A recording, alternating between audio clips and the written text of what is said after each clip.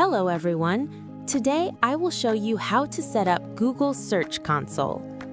First, search for Google Search Console on google.com and click the first link.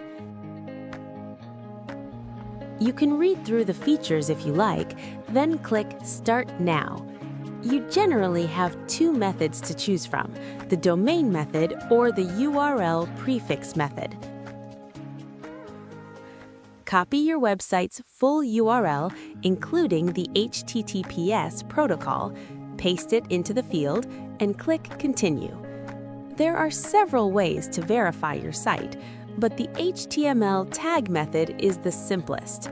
Copy the meta tag provided and paste it into your site's homepage. It needs to go in the head section before the first body section. Click Copy, and we will verify later. Now, let's head to your WordPress dashboard.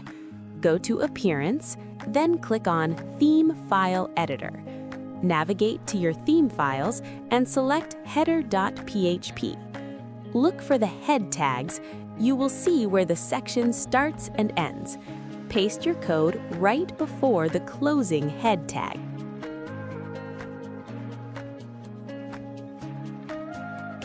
Then click Update File.